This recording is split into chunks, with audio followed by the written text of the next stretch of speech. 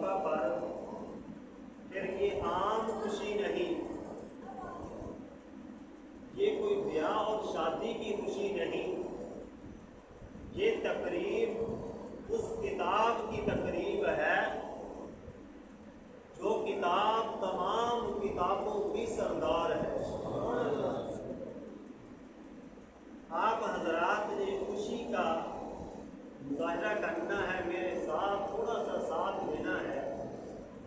انشاءاللہ میں آپ کا زیادہ وقت نہیں لوں گا، مختصر وقت کے اندر انشاءاللہ مختصر بات کروں گا، لیکن میرا تھوڑا سا مزاج ہے کہ اگر مجمع میرے ساتھ کچھ بولے تو مجھے یہ معلوم ہوتا ہے کہ آپ کو سمجھ آ رہی ہے، پھر آپ سارے مل کر کہیں سبحان اللہ۔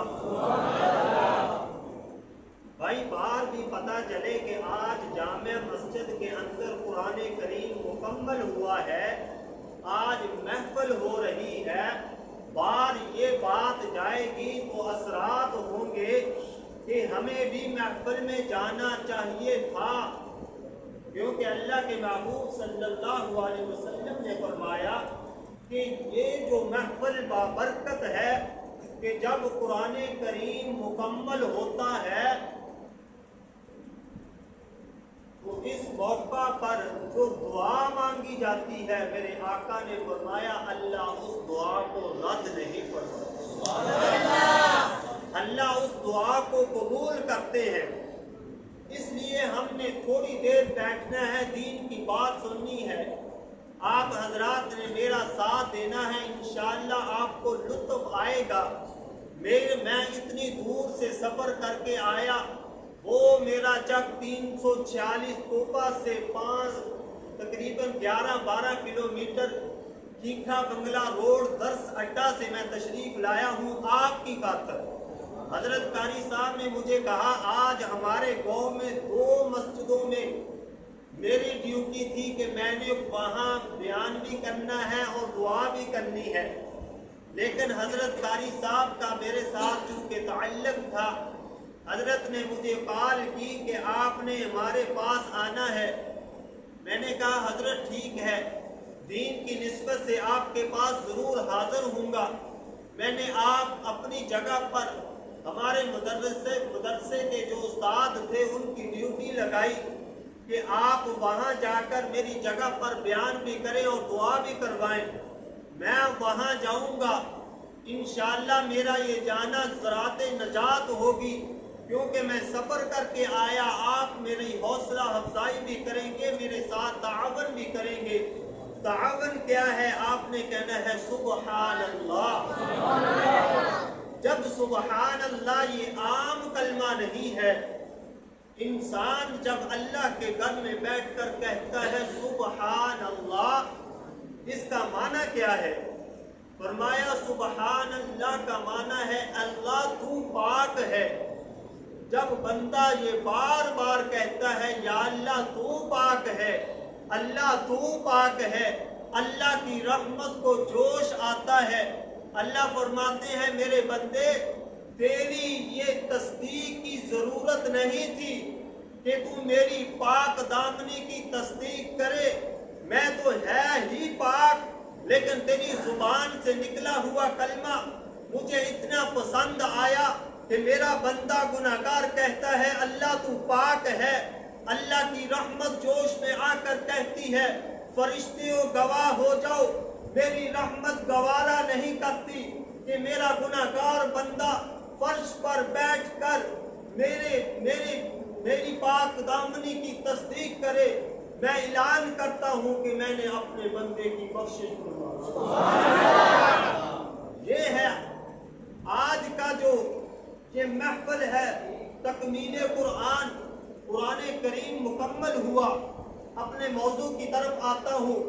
قرآن کریم فرمایا کہ جب قرآن کریم مکمل ہوتا ہے، پہلے یہ بات سمجھیں کہ اللہ کا جو کلام ہے، اس کلام کی اللہ نے خود تلاوت فرمائی ہے۔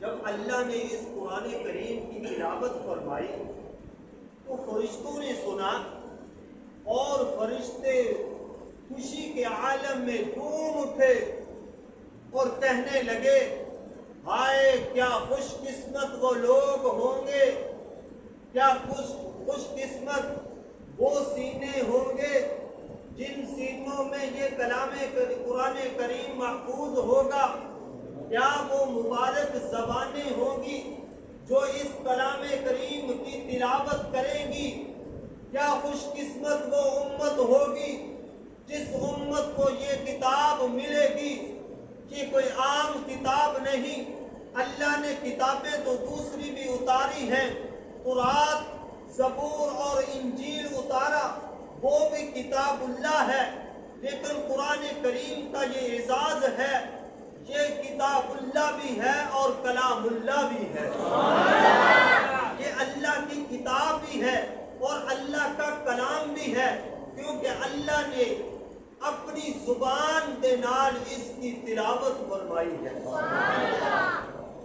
فرمایا کہ جب بندہ دنیا کے اندر اس قرآن کریم کی تلاوت کرتا ہے، علماء نے لکھا ہے کہ آسمان سے فرشتے اترتے ہیں اور وہ فرشتے ایک دوسرے سے سبقت کرتے ہیں، آگے بڑھنے کی کوشش کرتے ہیں۔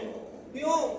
علماء نے لکھا ہے کہ جب مومن بندہ اللہ کے کلام کی تلاوت کرتا ہے، اس کی زبان سے، اس کے منہ سے ایسا نور نکلتا ہے کہ فرشتے آتے ہیں اور کوشش کر کے اس کی زبان کے سامنے اپنا منہ لگا دیتے ہیں۔ کیوں؟ کہ اس کی زبان سے جو نور نکلے وہ ہمارے اندر چلا جائے۔ میں سوال کرتا ہوں کہ فرشتے تو خود نوری ہیں، ان کو نور کی کیا ضرورت ہے؟ علماء نے لکھا ہے فرشتے نوری ہے، ضرور ہے، لیکن قرآن کریم جو مومن کی زبان سے جو نور نکلتا ہے وہ فرشتوں کے نور سے بھی زیادہ قیمتی ہے۔ فرمایا کہ جب قرآن مکمل ہوتا ہے اور ہم حافظ قرآن کو مبارکباد پیش کرتے ہیں، ہم صاحب تجھے مبارک ہو، انہیں آج اللہ کے کلام کو مکمل کیا۔ فرمایا آسمان سے فرشتے اترتے ہیں، اللہ فرماتے ہیں جاؤ فرشتوں، آج میرے بندے میرے اس مبارک بندے کو مبارکباد پیش کرتے ہیں، جاؤ تم بھی جا کر مبارکباد پیش کرو۔ علماء نے لکھا ہے کہ ایک فرشتہ آتا ہے، آگے بڑھتا ہے، خدا کی قسم جب میں نے یہ بات پڑھی اور میں نے کہا کیا مقام ہے اس کا جس نے مصلی رسول پہ کھڑا ہو کر اللہ کا کلام سنایا ہے۔ علماء نے لکھا ہے فرشتہ ایک آگے بڑھتا ہے، آگے بڑھ کر اس کے پیشانی سے بوسہ لے لیتا ہے۔ سبحان اللہ! یہ کوئی عام بات ہے؟ یہ وہ کلام ہے جس کی تلاوت اللہ نے فرمائی ہے۔ فرمایا یہ تمام کتابوں کی سردار ہے، میں نے جو تلاوت کی ہے اس کے اندر اللہ فرماتے ہیں شہر رمضان الذی انزل فیہ القرآن، ہمارے بڑے تشریف فرما ہیں، اللہ فرماتے ہیں رمضان کا وہ برکت والا مہینہ کہ جس کے اندر اللہ نے قرآن کریم کو نازل فرمایا۔ ہم بڑے خوش نصیب ہیں کہ آج ہم اللہ کے گھر میں بیٹھے ہیں۔ حضرت ہو سکتا ہے آج لیلۃ القدر کی رات ہو، کیونکہ 27ویں کی رات ہے۔ اللہ کے محبوب صلی اللہ علیہ وسلم نے فرمایا آخری عشرہ کی 60 راتوں میں شب قدر کو تلاش کرو۔ زیادہ علماء کی ترجیح اور قول یہی ہے کہ وہ رات 27 کی رات ہے جو لیلۃ القدر ہے، لیکن ہم تلاش کریں گے، ہم بیٹھیں گے، اللہ کے سامنے دامن پھیلائیں گے، اللہ سے مانگیں گے۔ ہو سکتا ہے آج کی رات لیلۃ القدر کی رات ہو اور ہماری بخشش کا ذریعہ بن جائے۔ فرمایا قرآن کریم اللہ نے رمضان المبارک کی لیلۃ القدر کی رات کو اتارا،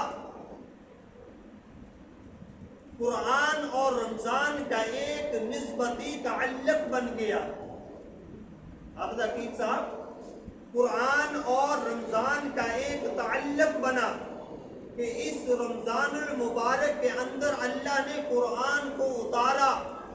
آگے فرمایا ہدی للناس، یہ جو کلام کریم ہے، قرآن پاک ہے، یہ ہدایت ہے لوگوں کے لیے۔ اللہ فرماتے ہیں اس میں ہدایت ہے، رہنمائی ہے، اس میں برکت ہے لوگوں کے لیے۔ وَبَيِّنَاتٍ مِّنَ الْهُدَىٰ، اور واضح دلائل اور نشانیاں ہیں اس میں۔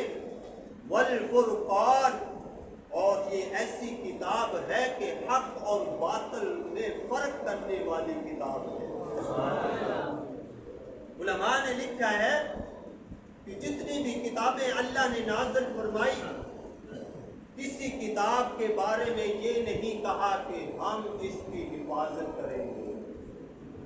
قرآن، زبور، انجیل، وہ بھی اللہ نے کتابیں نازل کی ہیں، لیکن قرآن کریم کا ایک ایسا اعزاز ہے کہ اللہ نے اس کو نازل کرنے کے بعد قرآن کریم کے اندر ارشاد فرما دیا، اِنَّا نَحْنُ نَزَّلْنَا الذِّكْرَ وَإِنَّا لَهُ لَحَافِظُونَ، فرمایا ہم نے ہی اس قرآن کو اتارا ہے اور ہم ہی اس کی حفاظت کریں۔ اللہ کی رحمت تو بہت وسیع ہے۔ اللہ فرماتے ہیں میرے بندے میرے دربار میں آ کر دامن پھیلا کر، دو آنسو بہانا تیرا کام ہے، تیرے گناہوں کو بخش دینا تیرا کام ہے۔ یہ آج کی رات بہت قیمتی رات ہے، اس لیے میرا تو مزاج یہ ہوتا ہے کہ اجتماعی عبادت سے زیادہ افضلیت یہ ہے کہ انسان انفرادی عبادت کرے، کیونکہ ہر انسان کو پتہ ہوتا ہے کہ میں کتنے پانی میں ہوں۔ یہ اللہ نے مبارک جو مہینہ دیا ہے، علماء نے لکھا ہے کہ یہ نیکیوں کا سیزن ہے۔ پتہ نہیں اگلے سال یہ نصیب ہوگا یا نہیں۔ کتنے ہمارے وہ لوگ تھے ہمارے گاؤں میں، آپ کے گاؤں میں ایسے ہوں گے جو پچھلے رمضان میں تھے لیکن اس رمضان میں وہ نہیں۔ ایسے نمازی بھی ہوں گے جو آپ کے ساتھ ادھر صف میں کھڑے ہوتے ہوں گے، آپ نے ان کو دیکھا ہوگا لیکن آج وہ اس مسجد میں نہیں۔ زندگی بہت تھوڑی زندگی ہے، اور جو موقع ہمیں ملا ہے ہم اس موقع کو غنیمت سمجھیں۔ یہ چند دن جو مبارک رہتے ہیں اس کو ایسا قیمتی بنائے کہ مسجد کے ساتھ انسان جڑ جائے۔ یہی سمجھے آج کی رات میری آخری رات ہے، پتہ نہیں کل کی رات نصیب ہوگی یا نہ ہوگی۔ انسان جب یہ سوچ کر عبادت کرے گا تو انشاءاللہ اس کا ہر گزرنے والا وقت وہ قیمتی بن جائے گا۔ اللہ کریم نے قرآن کریم کے اندر ارشاد فرمایا، وَمَا أَرْسَلْنَاكَ إِلَّا رَحْمَةً لِلْعَالَمِينَ، اپنے محبوب علیہ السلام کے لیے اللہ فرماتے ہیں میرے محبوب آپ کو تمام جہانوں کے لیے ہم نے رحمت بنا۔ کیوں کہ اللہ کریم نے اپنے محبوب علیہ السلام پر یہ مبارک کتاب جو کتاب اللہ ہے وہ نازل فرمائی ہے۔ بیچنے والا خدا ہے جو ساری کائنات کا مالک ہے، خالق ہے، رازق ہے، قہار ہے، جبار ہے، ساری کائنات کے چلانے والا ہے۔ اس نے اس کتاب کو اتارا، اللہ بھی پاک ہے، اور جو اس کتاب کو لے کر اترا ہے وہ تمام فرشتوں کا سردار ہے۔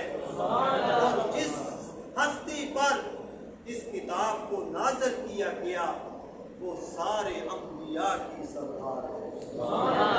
اللہ نے اپنے محبوب علیہ السلام کو وہ مقام اور مرتبہ دیا ہے کہ سارے انبیاء کا سردار بنایا ہے، اور یہ اعزاز میرے اور آپ کے نبی کا اعزاز ہے۔ علماء نے لکھا ہے کہ کل قیامت کے دن میرے اور آپ کے نبی کی یہ شان ہوگی کہ اس وقت تک کسی کو جنت میں جانے کی اجازت نہیں ہوگی جب تک اللہ کے محبوب جنت میں جائیں۔ اور میرے آقا کی عظمت اور مقام اور شان و شوکت کی برکت سے اللہ نے اس امت کو یہ اعزاز دیا ہے، یہ مقام اور مرتبہ دیا ہے۔ میں اور آپ کی کیا حیثیت ہے، یہ مقام اور مرتبہ تو کملی والے کے صدقے ہمیں ملا ہے۔ کیا مقام اور مرتبہ؟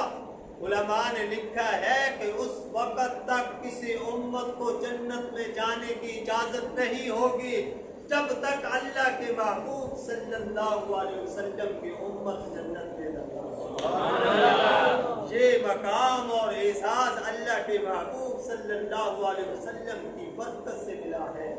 اللہ کے محبوب صلی اللہ علیہ وسلم کی ہم امت میں شامل ہیں، اللہ کے نبی کی امت میں سے ہیں۔ اس امت میں داخل ہونے کے لیے انبیاء نے دعائیں کی ہے، یا اللہ وہ آخری جو امت ہے وہ ہمیں دے دے۔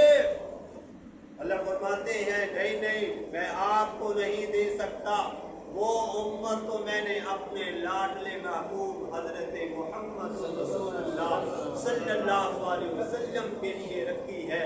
تو فرمایا اللہ اگر امت نہیں دے گا تو اس امت میں ہمیں بھی شامل فرما دے۔ فرمایا نہیں نہیں، وہ تو اعزاز اللہ کے محبوب صلی اللہ علیہ وسلم کی امت کے لیے ہے۔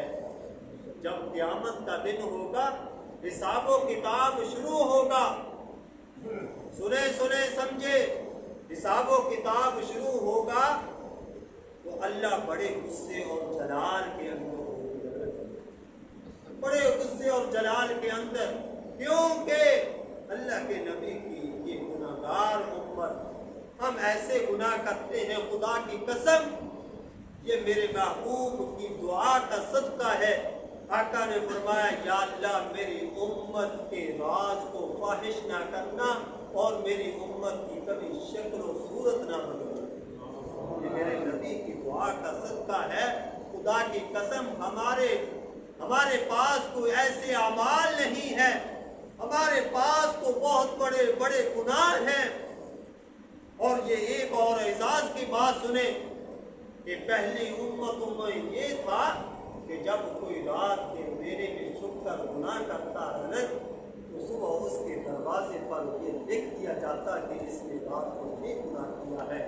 اللہ کے محبوب صلی اللہ علیہ وسلم کی امت کا یہ اعزاز ہے، رات کے اندھیرے میں چھپ کر گناہ کرتے رہے اور کرتے ہیں، چھپ کر کرتے ہیں، کوئی نہیں، کسی کو نہیں پتا، لیکن اللہ کو علم ہے۔ اپنے محبوب کے صدقے کبھی دیکھا ہے کہ کسی کے دروازے پر صبح اٹھ کر آپ نے پڑھا ہو کہ رات اس نے یہ گناہ کیا ہے؟ نہیں لکھا ہوا پڑھا۔ یہ کملی والے کا واسطہ اور صدقہ ہے کہ اللہ کے محبوب صلی اللہ علیہ وسلم کے صدقے اللہ فرماتے ہیں میرے محبوب آپ پریشان نہ ہو، گھبرائیے نہ، آپ کی امت کے بارے میں آپ کو راضی کر دوں۔ اور علماء نے لکھا ہے کہ قیامت کے دن جب حساب و کتاب شروع ہوگا تو اللہ فرمائیں گے میرے محبوب اپنے امت میں سے بھیج حساب و کتاب کے لیے میرے سامنے، ذرا میں حساب و کتاب شروع کرو۔ علماء نے لکھا ہے اللہ کے محبوب صلی اللہ علیہ وسلم اپنا سر مبارک سجدے میں اور سجدے میں رکھ کر کہیں گے اللہم اغفر امتی امتی امتی۔ جب یہ کہیں گے اللہ دیکھیں گے کہ میرے محبوب ساری زندگی آپ نے سر سجدے میں رکھا، آج میں یہ بات برداشت نہیں کروں گا کہ آپ کا سر آج بھی سجدے میں ہو۔ اللہ فوراً جبریل کو حکم دیں گے، جا جبریل میرے محبوب علیہ السلام کے پاس، میرے آقا کو جا کر فرما دے ارفع رأسک، اے میرے محبوب سر مبارک اٹھائیے اور اٹھا کر مانگیے، کیا مانگتے ہیں؟ اللہ کے محبوب صلی اللہ علیہ وسلم فرمائیں گے یا اللہ امتی امتی، یا اللہ میری گناہگار امت، یا اللہ میری گناہگار امت۔ اللہ فرمائیں گے کیا میرے محبوب بھیجیے حساب و کتاب کے لیے۔ توجہ کرنا، اللہ کے محبوب صلی اللہ علیہ وسلم ایک مثال سے بات کو سمجھاتا ہوں۔ ہمارے ہاں مدرسے میں جب امتحان ہوتا ہے مولانا، تو ہم کوشش کرتے ہیں کہ پہلے نمبر پر اس طالب علم کا نام لکھا جائے جو اچھا پڑھتا ہے، جس کو منظر اچھی آتی ہے، جو نیک اور صالح ہے، جس کی آواز اچھی ہے، تاکہ جب وہ ممتحن کے پاس سامنے جائے، اگر ممتحن سخت دل بھی ہو اس کا دل نرم ہو جائے، جب وہ اللہ کا کلام سنائے وہ سن کر خوش ہو جائے، تو اللہ کے محبوب صلی اللہ علیہ وسلم قیامت کے دن حضرت ابو بکر صدیق کا ہاتھ پکڑیں گے اور اللہ کے سامنے پیش کر دیں گے۔ جب حضرت ابو بکر صدیق رضی اللہ تعالی عنہ اللہ کے سامنے حاضر ہوں گے تو اللہ دیکھ کر مسکرائیں گے۔ پہلے غصے اور جلال میں ہوں گے، جب صدیق اکبر کا چہرہ دیکھیں گے تو مسکرائیں گے، اور حضرت ابو بکر صدیق رضی اللہ تعالی عنہ فرمائیں گے یا اللہ میں حساب و کتاب دینے کے لیے آپ کے دربار میں حاضر ہوں۔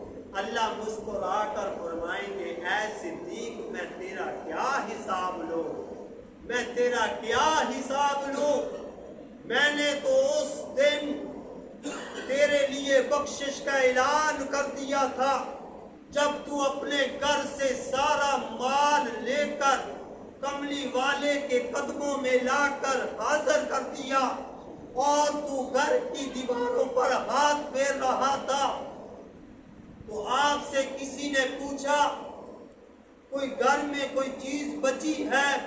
حضرت ابو بکر صدیق رضی اللہ تعالی عنہ فرمانے لگے میں بھول گیا، ایک چیز بچ گئی ہے۔ فرمایا وہ کیا ہے؟ فرمایا میرے تن پر جو لباس ہے میں نہیں چاہتا یہ بھی کملی والے کے قدموں سے محروم رہے۔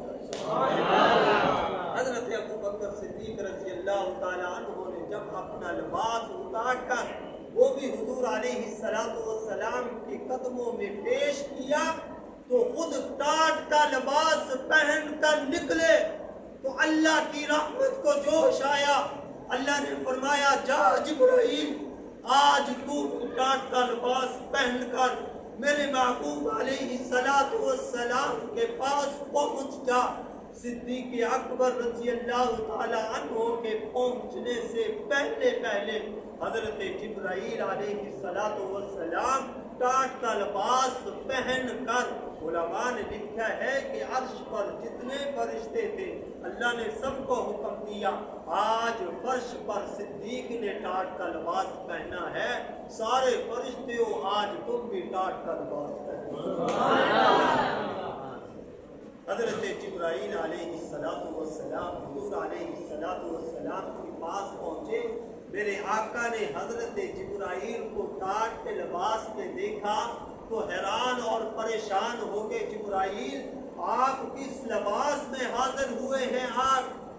حضرت جبرائیل علیہ السلام نے فرمایا اے اللہ کے محبوب صلی اللہ علیہ وسلم خود نہیں پہنا بلکہ پہنایا گیا، اللہ نے کہا ہے میرے محبوب آپ کا یار آپ کے قدموں میں آ رہا ہے ٹاٹ کا لباس پہن کر۔ اللہ فرماتے ہیں آج میرے محبوب اپنی زبان مبارک سے صدیق کو میرا سلام کہتے ہیں۔ حضرت ابو بکر صدیق رضی اللہ تعالی عنہ جب حضور علیہ السلام کے دربار میں پہنچے، حضور علیہ السلام حضرت صدیق کے آنکھوں کو دیکھ کر مسکرائے اور کہا، اے میرے یار صدیق مجھے مبارک ہو۔ یا رسول اللہ کس بات کی مبارک؟ فرمایا آپ نے جو لباس پہنا ہے یہ اللہ کو اتنا پسند آیا، اللہ نے جبریل کو بھیجا ہے، مجھے حکم دیا ہے کہ اپنی زبان مبارک سے صدیق کو میرا سلام کہے۔ اللہ فرماتے ہیں صدیق میں تیرا کیا حساب و کتاب لوں، میں نے تو دنیا ہی میں تیرے آپ کے لیے اعلان کر دیا تھا رضی اللہ عنہم ورضوا عنہ کہ اللہ تجھ پر راضی ہو گیا اور تم اللہ پر راضی ہو گئے۔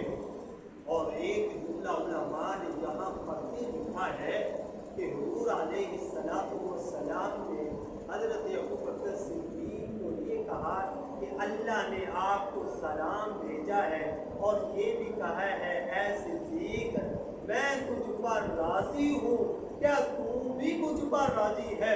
حضرت ابو بکر صدیق رضی اللہ تعالیٰ عنہ کی آنکھوں میں آنسو آ گئے کہ صدیق کی کیا مجال ہے کہ وہ خدا پر ناراضی ہو، جب میرا اللہ مجھ پر راضی ہے میں بھی اپنے رب پر راضی ہوں۔ میرے بھائیوں بزرگوں دوستوں، آج کی رات بھی بڑی قیمتی ہے، جو محفل ہوئی ہے یہ بھی بڑی قیمتی ہے، کیونکہ قرآن کریم کے مکمل ہونے کی بابرکت محفل ہے۔ میں آپ کا وقت ضائع نہیں کرتا، آپ حضرات سے ایک گزارش کرنی ہے میں نے کہ ماشاءاللہ سارے نوجوان نظر آتے ہیں، آپ کوشش کر کے اپنے بزرگوں کو بھی مسجد میں لایا کریں۔ میں نے ایک بزرگ سے اپنی قوم میں کہا، میں نے کہا بابا جی آپ مسجد میں کیوں نہیں آتے؟ مجھے کہنے لگا میرا بیٹا تو آتا ہے، میرا بیٹا تو آتا ہے۔ اگر میں بھائی بزرگوں کو مسجد میں لائے، بیٹا اپنی ذات کے لیے آتا ہے، کل قیامت کے دن اپنی اپنی جو اعمال پیش ہوں گے، اپنا اپنا حساب و کتاب ہونا، پیار سے بزرگوں کو لائے۔ خوشی ہوتی ہے نوجوان بیٹھے ہیں، لیکن وہ کیسی خوشی ہوگی کہ سفید ریش بزرگ بیٹھے ہوں اور ان میں نوجوان بھی بیٹھے ہوں۔ وہ بزرگوں کی ایک برکات ہوتی ہے، جو سفید بال ہوتے ہیں نا، ان بالوں کا خدا بھی حیا کرتا ہے، اللہ حیا کرتے ہیں جب انسان کے بال سفید ہو جاتے ہیں۔ اللہ فرماتے ہیں میں اپنے بندے کو کیسے عذاب دوں جب میں ان کے سفید بالوں کو دیکھتا ہوں، اس لیے بزرگوں کی بڑی برکات ہے۔ اور آپ حضرات اپنے قوم میں یہ محنت کریں، کوشش کریں۔ حضرت مجھے یہ بات کا بھی علم ہوا ہے کہ حضرت مولانا حافظ شفیع صاحب آپ کے ہاں بہت عرصے دراز سے امامت کر رہے ہیں، ایسے ہی ہے یہ؟